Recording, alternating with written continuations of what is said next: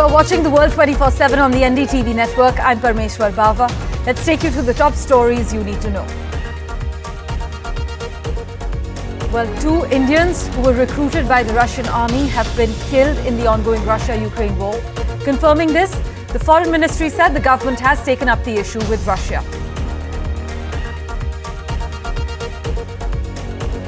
US President Joe Biden's son, Hunter Biden, was found guilty on all 3 counts related to illegal gun possession. The jury found Hunter Biden guilty on the first count of lying about drug use when buying a firearm.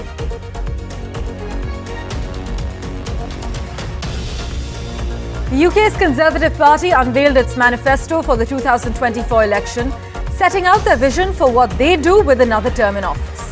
Among the key policies were tax cuts and a cap on migration, policies designed to fend off both the Labour Party and Reform UK. Leaders of the G7 wealthy nations gather in southern Italy this week against the backdrop of global and political turmoil, with boosting support for Ukraine top of the agenda.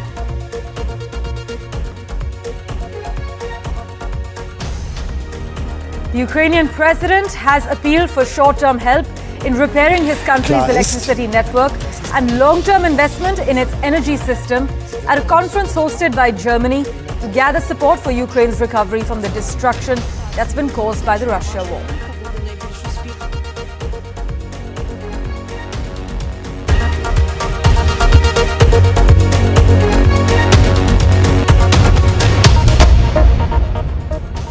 Well, our big focus: 2 Indian nationals who had been recruited by the Russian army have recently been killed in the ongoing war with Ukraine.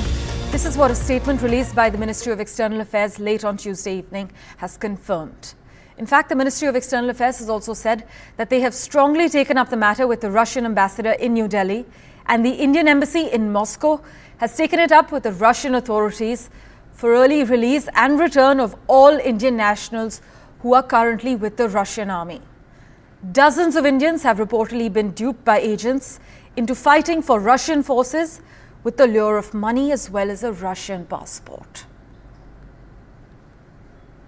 My colleague Mohammed Ghazali is tracking the latest developments for us. He joins us live at the moment. Ghazali, 2 Indian nationals who had been recruited by the Russian army have unfortunately been killed. It wasn't immediately clear from where they hailed from, but India has also demanded that there be a verified stop to any further recruitment of its nationals by the Russian army? Yeah, certainly the statement from the External Affairs Ministry says that they have also asked their Russian counterparts to stop recruiting people of their army. The Indian nationals should not be recruited. And as per the details we are gathering right now, it appears, though their identity has not been shared by the External Affairs Ministry, but perhaps it appears that they may be from Punjab and Haryana region, because some of the relatives of some people in Punjab and Haryana were contacted us has confirmed that perhaps these people may be from that particular region, but their identity details have not yet been revealed, and India is strongly lodged this thing with the Russian counterparts to say that these people should not be, Indian nationals should not be recruited. And this is not the first occasion that Indians have died there in the Ukraine-Russia war. This year, at least 2 people, if you can see the reports earlier, 2 Indians have all killed in action there. And this is how it happens. The details suggest that these people have been lured to go there by seeing the YouTube videos with the travel agents, and then they end up fighting.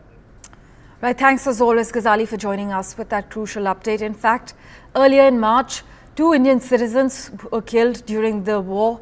They were forced to fight alongside the Russian army.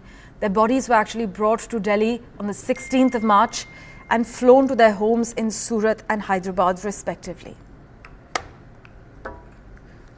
The other big story we're tracking: Hunter Biden, the son of President Joe Biden, was found guilty of 3 felony charges stemming from his purchase of a handgun back in 2018. Hunter Biden, as you know, is the first child of a sitting US president ever to be convicted in a criminal trial. The US president had said last week that he would not pardon his son. But Hunter faces a maximum prison sentence of 25 years, but is much more likely to receive 2 years or less, or even no prison time at all, because he is a first-time offender and the crimes involved only a single gun that was never used violently. The judge who oversaw the trial will determine the sentence. She actually said she expects to conduct sentencing in about 4 months. We have a reaction from Delaware's U.S. attorney lined up for you, followed by our Washington, D.C. correspondent Benji Haya's report from Ground Zero. This case was about the illegal choices defendant made while in the throes of addiction, his choice to lie on a government form when he bought a gun, and the choice to then possess that gun. It was these choices and the combination of guns and drugs that made his conduct dangerous. Second, no one in this country is above the law. Everyone must be accountable for their actions, even this defendant. However, Hunter Biden should be no more accountable than any other citizen convicted of this same conduct. So this here is the jury verdict form, and it reads guilty on all counts, buying and possessing a firearm whilst addicted to an illegal substance. The president has responded immediately. Joe Biden says he'll accept the outcome of this case and continue to respect the judicial process as Hunter considers an appeal. This conviction, the first for the offspring of a sitting US president, is perhaps the strongest evidence yet that the system isn't rigged against just Donald Trump, as he so often claims. That hasn't stopped him, though, from insisting that the Biden family is a criminal empire, which is all coming to an end, he says, on November 5th. How, though, might this affect the election? Well, one of the jurors on the trial insists that no politics came into play. And, of course, it's Joe Biden running for the presidency, not his son. So this is unlikely to alter the polls dramatically. In fact, drug addiction and the consequences of it have touched many American lives, and this might garner some sympathy for Hunter. Still, the prosecution for this case insists this is not about addiction, but about the illegal choices the defendant made whilst in the throes of addiction. And this isn't the end of Hunter's legal dilemmas either. He, of course, awaits a sentencing, and then he faces another trial in September on tax charges. He's also in the crosshairs of high-ranking Republican Party lawmakers who are investigating his business dealings. Benji Haya, NDTV, Washington. Well, let's turn our attention now to the United Kingdom. The Conservative Party launched its election manifesto with a litany of eye-catching pledges designed to stir up support among its elderly base. Well, national service for teenagers, tax cuts for pensioners, and a clampdown on liberal gender rules were among the headline-grabbing announcements that had already been deployed as far as the first crucial weeks of the Tory campaign are concerned. It worked well if the aim had been to make people angry online and to give commentators a reason to bicker. But this 80-page manifesto added an array of further tax cuts to keep the right wing of the Tory party happy, funded by promises of big cuts to welfare spending and civil service bureaucracy. But beneath the surface, the pledges, experts argue, were more about sending signals than transforming a nation. Analysts, in fact, said that for many Brits, the headline-grabbing tax cuts would be offset by stealth rises in income tax thresholds, and the welfare cuts sounded tough, but it was never specified where the axe would fall. In other news from the UK, a man has been arrested after objects were thrown at Brexiteer Nigel Farage on the UK election campaign trail. Farage, campaigning for a seat in the House of Commons as the head of the right-wing challenge party Reform UK, was on the top of his battle bus in South Yorkshire when a cup was thrown, narrowly missing him.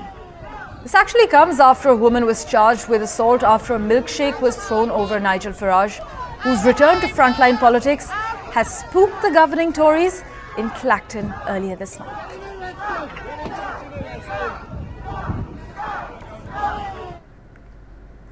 In other crucial news, a luxury southern Italian resort with a Michelin star restaurant, which is frequented by Madonna and Justin Timberlake, will host the G7 leaders this week. We're talking about a secluded oasis in Puglia, far from the public, the media, and any potential protesters. Leaders of the G7 wealthy nations, they gather in southern Italy this week against the backdrop of global and political turmoil, with boosting support for Ukraine top of the agenda. US President Joe Biden, French President Emmanuel Macron, and Japanese Prime Minister Fumio Kishida are among the group of 7 leaders heading to this luxury resort in Puglia from the 13th till the 15th for this summit. But this G7 summit comes at a sensitive time with wars raging in Ukraine and Gaza, and with Mr. Biden and Mr. Macron and Britain's Rishi Sunak facing elections in the coming weeks and months. But with an eye to global challenges, the Italian Prime Minister Giorgia Meloni, she's also the host, she has invited around a dozen non-G7 heads of government, from India's Narendra Modi to Turkey's Recep Tayyip Erdogan. This will be Mr. Modi's first trip abroad after being elected for the third consecutive term, and sources say the Prime Minister will be accompanied by a high-level delegation that is likely to include our External Affairs Minister. Now, it is expected that Prime Minister Modi will hold a number of bilateral meetings on the sidelines of the G7 summit, but funding Ukraine, the Israel-Hamas war, tensions in the Indo-Pacific and migration are top of the agenda at the upcoming G7 summit.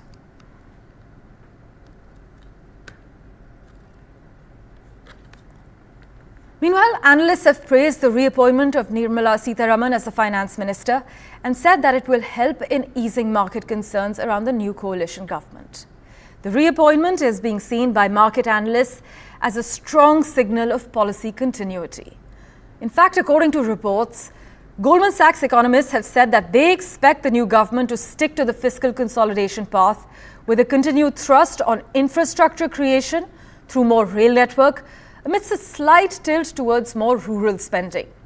Meanwhile, the World Bank has said that India will remain the fastest growing of the world's largest economies, although its pace of expansion is expected to moderate.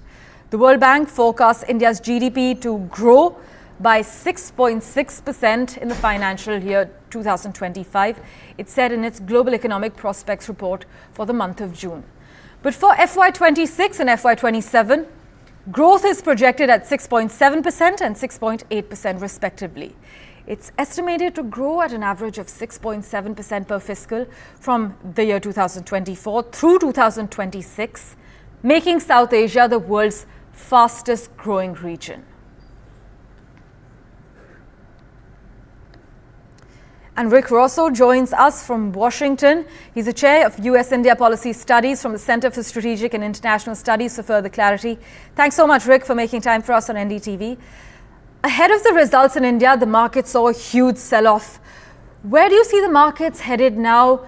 Can we expect more stability? I think we're going to see a little more stability on policymaking than people kind of expected. The result was a surprise, certainly for a lot of people, most people, I dare to say. And so you had that initial reaction when you felt the government's hand was weakened, and those that believed that the Modi government was doing good things on business may have been spooked somewhat. But when you think about the makeup of the coalition, the Telugu Desam Party has been actually more supportive of modernizing the business environment and reforms.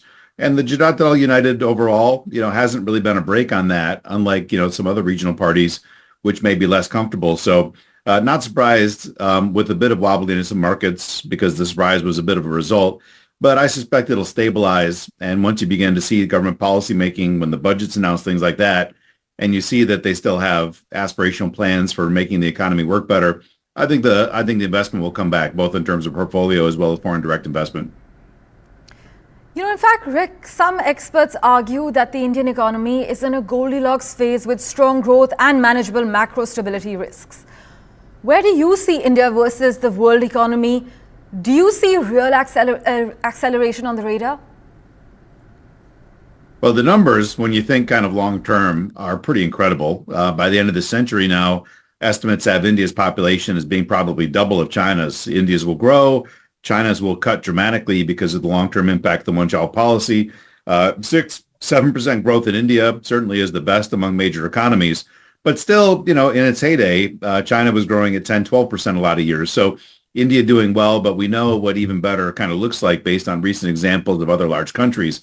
To me, I think, India's real acceleration, certainly 6-7% growth is better than most, and it's going to help bring more people out of poverty and towards prosperity. But in about 15-20 years, when a majority of states are actually elected primarily by city voters rather than rural voters, I think that's when state-level elections start really focusing on modernization, because a lot of the same things that city dwellers want on reliable electric power and things are the same exact things that a lot of big investors, manufacturing in particular, need to happen. So I think the growth is great. The long-term numbers are incredible. I think the real acceleration on the economy for most states is still 15 or 20 years away, but some states will get there faster as they urbanize faster and you begin to see state-level voting patterns change. Well, then, would you say that this is India's golden era? Are all the right boxes being checked? And is India on the takeoff stage? Yeah, I mean, we can take a step in a different direction and talk about the defense partnership. That's where I think really the two sides, especially as it revolves around cooperation related to some of the more harmful elements of the rise of China on defense and security cooperation, we've been able to do really some phenomenal things. And there, of course, the governments actually drive the agenda. When we talk about private sector cooperation, the government set the table, but ultimately the people that have to move are the private sector. And it's hard sometimes to understand what all their motives kind of look like. But if I'm thinking about how India can actually win a lot of that investment, some of it is driven by Delhi. India still has a relatively protectionist regime on trade. And when you think about the ability to bring in raw materials and input goods for manufacturing, hopefully the government will begin to ratchet down some of those high protections against the input goods, which would be a big impetus for domestic manufacturers. You still have about 40 sectors in India that have some type of foreign investment limitation, whether it's FDI caps or other regulations that impair foreign investors. Quick change in regulatory policy happens a lot in India, and companies would like a little more stability. But otherwise, most of the agenda for India to really capitalize on this economic and growth momentum and population growth momentum, again, really kind of lies with the states. So, it feels like India is on the cusp. It feels like it's been that for some time. I think we all very much know the steps, the additional steps that can be taken to really help India, I think, capture the prize, which is landing a much larger share of global manufacturing investment. So we'll see if it's possible to do that under coalition, which obviously things get a little bit more constrained that way. Well, Rick, thanks so much, as always, for joining us with the latest update and insight. As always, news and updates continue. We're back in a moment after this very short break.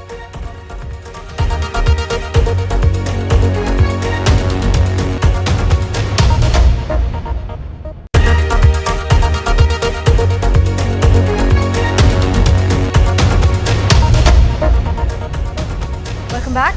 US officials are working to bring home 4 injured instructors from Iowa's Cornell College who were stabbed in the northeast Chinese city of Jilin, where they were actually teaching.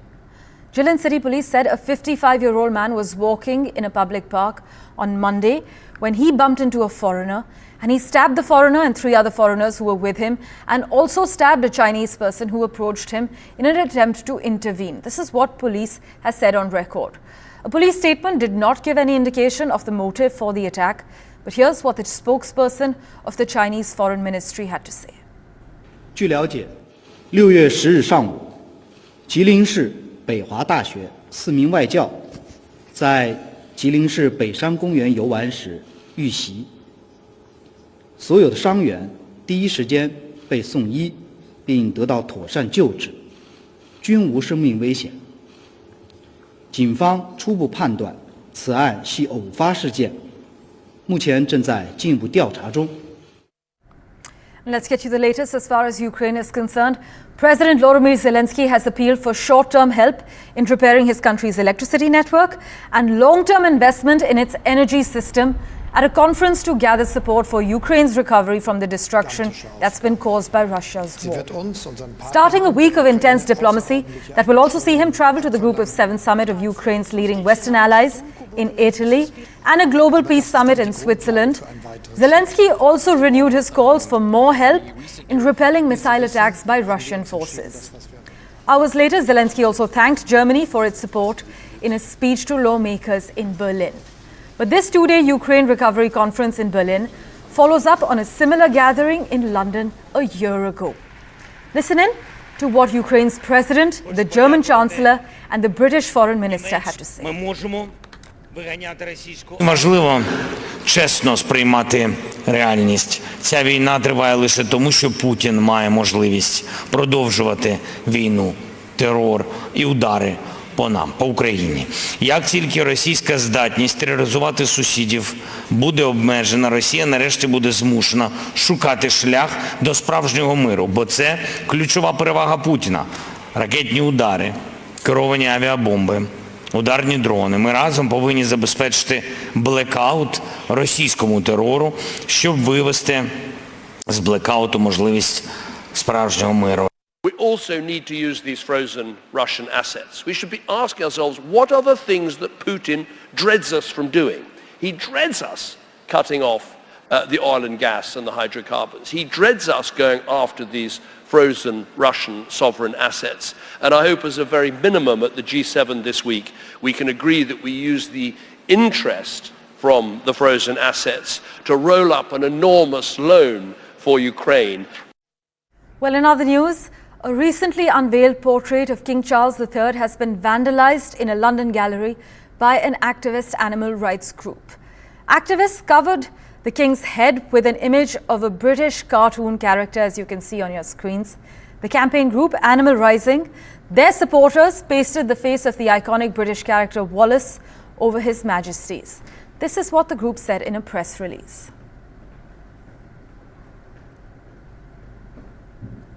Well, thank you so much for investing your time in watching this edition of The World 24/7.